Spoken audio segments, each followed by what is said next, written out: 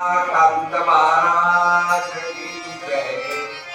बल्लारीं जगतान्नाथं त्रिपुरारीं जगद्गुरुं मणिग्रहं मानसाकान्तं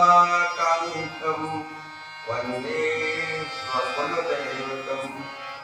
गुरुर्ब्रह्मा गुरुर्विष्णु गुरुदेवो महेश्वरः गुरु साक्षात् परब्रह्म तस्मै श्री गुरवे नमः।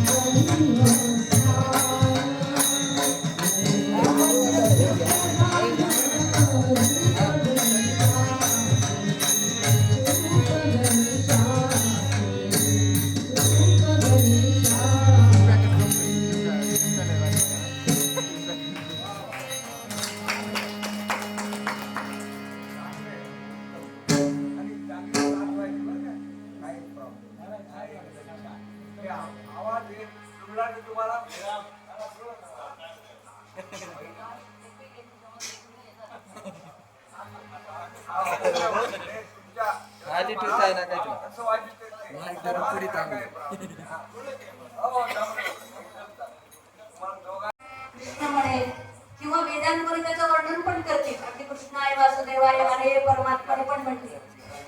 म्हणजे कृष्णाला आपण कशाही पद्धतीने जरी आळवलं तर तो हात देणारच आहे. तर मग हे कृष्णाचं जे अष्टक आहे त्या माध्यमातून आज आपण कृष्णाला आळवूया. श्रीकृष्णाचं अष्टक आता आपण सगळेजण भावपूर्ण ऐकूया. जेव्हा ते श्रीकृष्णाचं अष्टक म्हणतील ना तर सगळ्यांनी डोळे बंद करायचे आणि असा भाव ठेवायचा की तो श्रीकृष्ण आपल्या समोर उभा आहे आणि आपण त्याचं वर्णन करतोय. त्या गात आहेत तर आपण असा भाव ठेवायचा की मीच गाणं म्हणते. आपण सगळेजण तसा भाव ठेवूया. कारण अष्टक आपल्याला येत नाही पण अष्टक म्हणणारा इथे गाणं आहे ना, गाणं ही एक आकाश तत्वाची साधनं आहेत. आपल्याला माहिती आहे की ज्या कला आहेत कलामध्ये भजन वगैरे आपण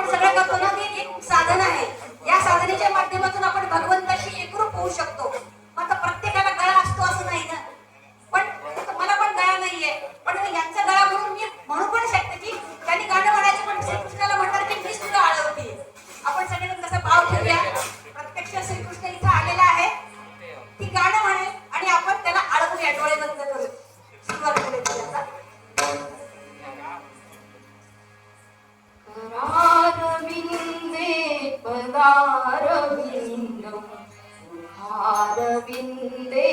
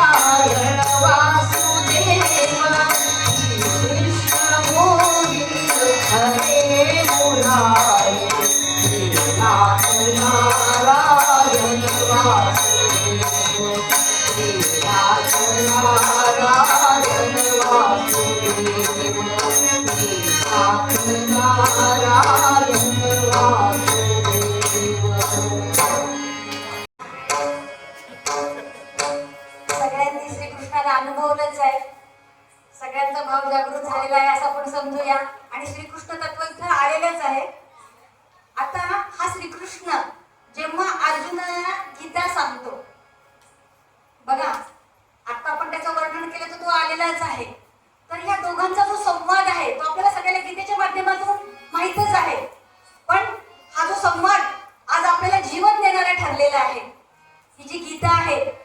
वेगवेगळ्या माध्यमातून आपण ती ऐकतो, तर त्या गीतेचं वर्णन आता आपण ऐकूया, भगवद्गीतेचं.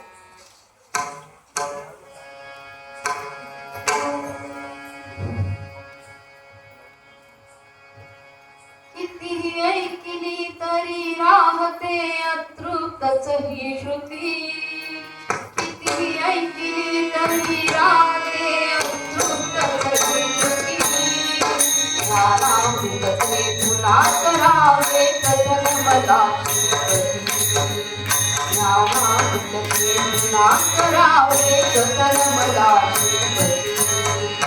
कितीही ऐकली तरी राहते अतृप्तच ही श्रुती. कितीही ऐकली तरी राहते अतृप्तच ही श्रुती. ज्ञानामृतचे पुन्हा करावे कथन मला श्रीपती. ज्ञानामृतचे पुन्हा करावे कथन मला श्रीपती.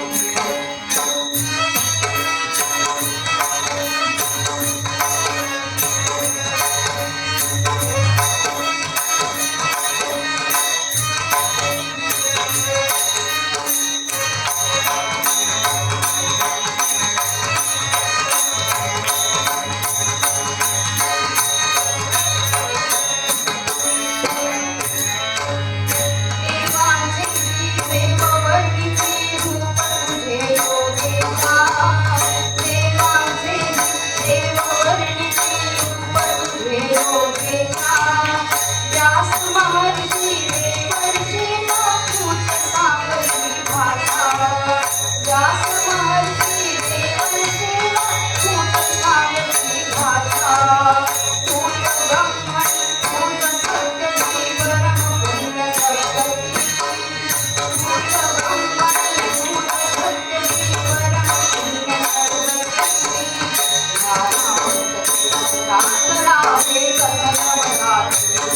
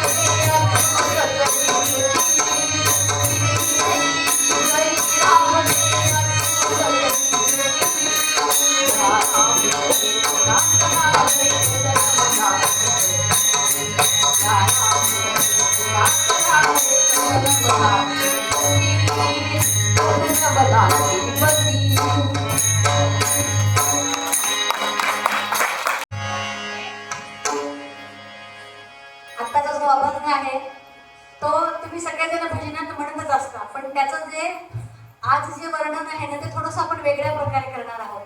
तुझे रूप चित्ती राहो मुखी तुझे नाम. माहिती या ज्या संस्थानाचा हाच भाग आहे. या संस्थानाने शिकवलेली की संसारात राहून साधना कशी करायची, या संस्थानाचं वैशिष्ट्य आहे. आणि या संस्थानाचं वैशिष्ट्य आहे की या संसारातले जे सत्पुरुष आहेत त्यांनी संसार पण तेवढाच दिव्य केला आणि साधना पण तेवढीच दिव्य केली. त्याचं उदाहरण म्हणजे माझी आई विजूमाई किंवा तुमची मायबाई सगळ्यांची. तिने संसारात राहूनच साधना केली. तिचं लक्ष फक्त म्हालसाकांताकडे आणि नाना महाराजांकडे असायचं. म्हणजे हा देह तिने प्रपंचासाठी झिजवला, पण अखंड तिच्या मनामध्ये म्हालसाकांताचं नाम असायचं. आणि म्हालसाकांताची भक्ती आणि नाना महाराजांची सेवा करत करतच तिनं असं सौभाग्य असं तिला मरण त्याला म्हणूया आपण. तर तो जो काय अभंग आहे तर या संस्थानाला आणि या संस्थानामधले जे सगळे दिव्यात्म्य आहेत त्यांना लागू होतो. आपण हीच प्रार्थना करूया या संस्थानाच्या या सगळ्या संतांच्या चरणी की आमचं पण जीवन असंच दिव्य निघो, असंच तुझं नाम आमच्या मुखात असो. आणि हा देह प्रपंचासाठी त्याचं काम करत राहो, त्याचं त्याला कर्म करायचंच आहे, पण मात्र माझं लक्ष तुझ्या भगवंता चरणाजवळ असो. तो आता आपण ऐकूया आणि भाव असाच ठेवूया की आपण पांडुरंगाच्या चरणाजवळ सगळेजण मागतोय की भगवंता तुझ्या चरणाजवळ आमचं असं मन राहो आणि आमचा देह हा प्रपंचासाठी पूर्ण कर्तव्य करो. आपण ऐकूया.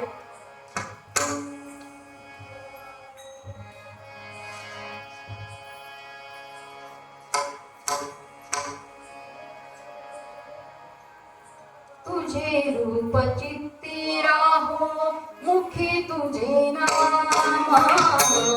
तुझे रूप चित्ती राहो मुखी तुझे नाम. देह प्रपंचाचा दास, देह प्रपंचाचा दास. तुझे करो काम, तुझे करो काम. तुझे रूप चित्ती राहो मुखी तुझे नाम.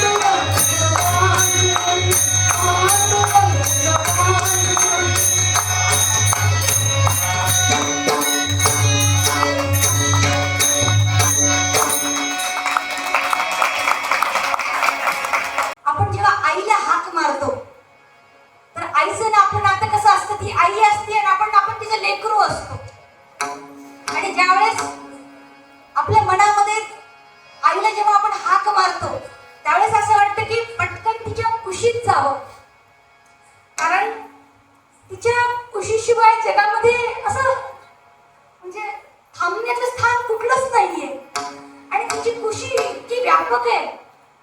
मग ही आई असो की ती जगदंबा असो की कोणी असो, पण मात्र आपल्याला हाक मारता आली पाहिजे. मग ती आई पण जवळ घेते लेकराला आणि ती जगदंबा पण जवळ घेते लेकराला. मग हाक कशी मारायची तिला, तर एकदा आपण सगळेजण तिला हाक मारूया आणि अनुभव घेऊया की ती कशी जवळ घेते आपल्याला. आपल्याला सगळ्यांना संकट येतात, पण संकटकारी आपण चिंता करतो, पण आपण चिंता केल्यापेक्षा तिला आपण हाक मारायचा सराव करूया. आज जे गाणं म्हणणार ना ते गाणं आपण आठवूया आणि तिला हाक मारूया. ती आपल्या हाकेला धावून येणारच आहे. आपण तिला आर्त भावाने हाक मारूया.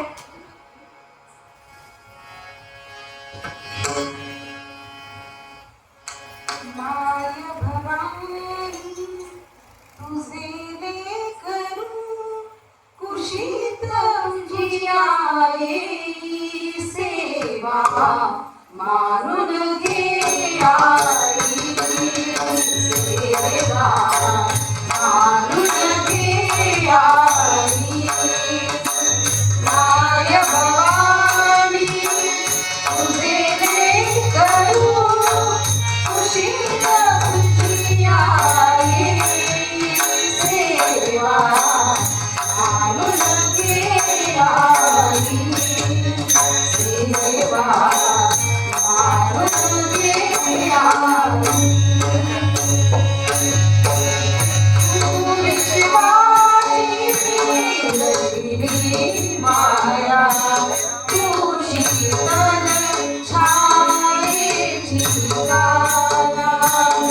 तू विश्वाची दिली माया तू शीतल छायेची काया. तुझ्या दयेचा ओघ खंडितो जोडीत लालाने सेवा मानून घे आई सेवा मानून घे आई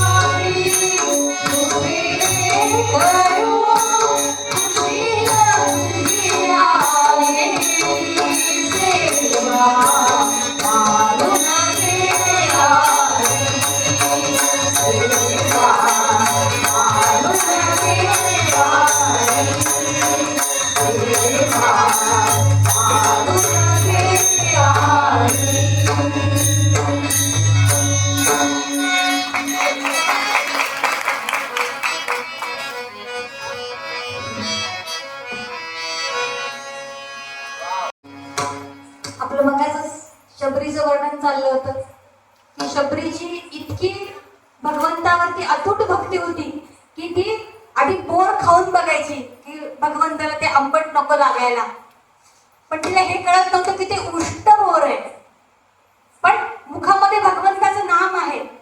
आणि शबरी काय करते, जे गोड आहे ते बोर भगवंतासाठी गोळा करत होती. म्हणजे तो जो काही भाव आहे ना तो भोळा भाव आहे आणि भगवंताला सुद्धा ते खाताना ते अधिक चांगलं लागलं असणार आहे. असा भाव आपला निर्माण व्हावा या गीतेच्या पाठीमागे तोच आशय विषय आहे किंवा त्या अर्थ आहे की हे गीत जेव्हा लिहिलं असणार आहे तेव्हा भगवंताचं नामजप करत करत आपण कुठलं जरी कृत्य केलं तर त्याचं पुण्य किंवा पाप लागत नाही, म्हणजे कर्म अकर्म होणं. खरं तर भगवंताला उष्ट खाऊ घालणं कसं आहे ते पापच आहे ना. पण तिच्या मुखामध्ये काय नाम होतं की रघुपती राघव, म्हणजे रामाचं नाम घेत घेत ती बोरं तोडत होती, असं शास्त्र आहे आपल्याकडे. तर तो भाग आपण बघूया की शबरीचे जे बोरं आहेत ते भगवंतानी कसे खाल्लेले.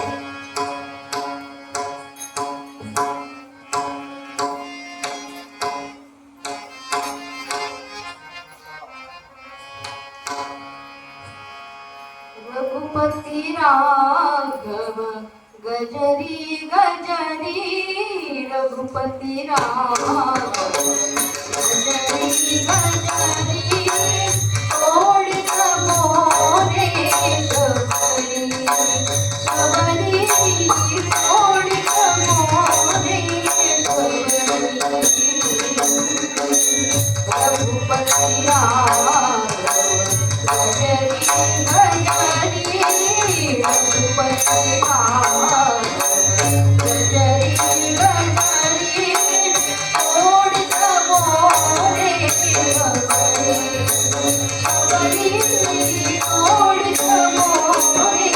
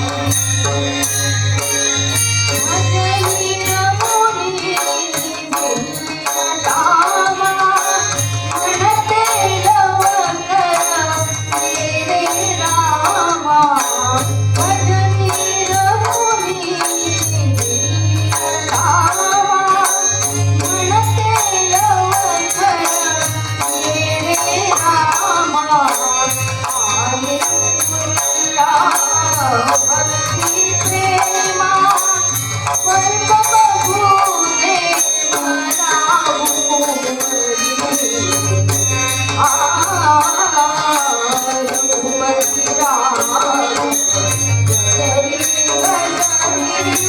रघुपती राघव जसरी रचरी तोडित मोरे रघुपती तोडित मोरे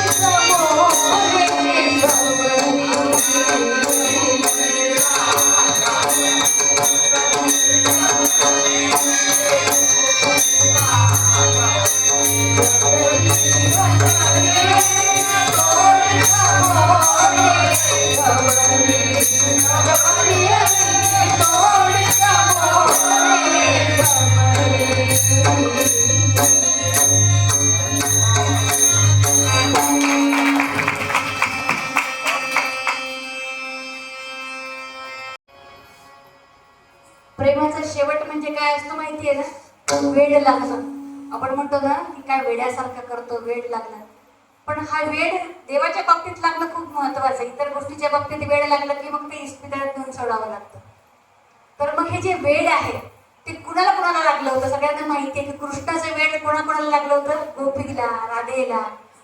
मग म्हणजे राधेपासूनच प्रेमाची सुरुवात आहे.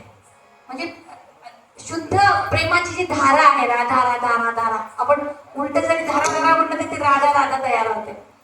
तर ती जी राधा आहे, तर सगळ्या गोकुळामध्ये तिला काय म्हणायचे की तिला वेड लागले. कुणाचे वेड लागले? तर कृष्णाचे वेड लागले. तर ते जे काय वेड आहे, गवळण, गवळण मुळामध्ये ती कृष्ण भक्तीचीच गवळण असते. ती कृष्णाला, त्याचं मग त्याच्यामध्ये वर्णन आहे कृष्णाचं, त्याचं आळवण आहे. तर आता तो जो काय आपण गाणं ऐकणार आहोत किंवा भक्तिगीत ऐकणार आहोत, तरी गवळण ऐकणार आहोत.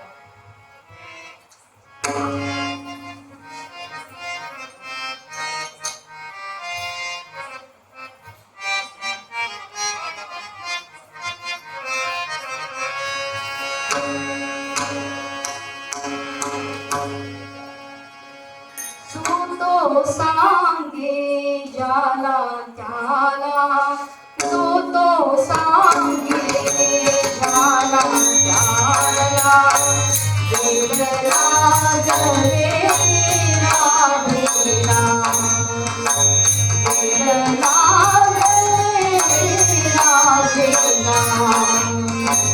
तो सांगे ज्याला त्याला,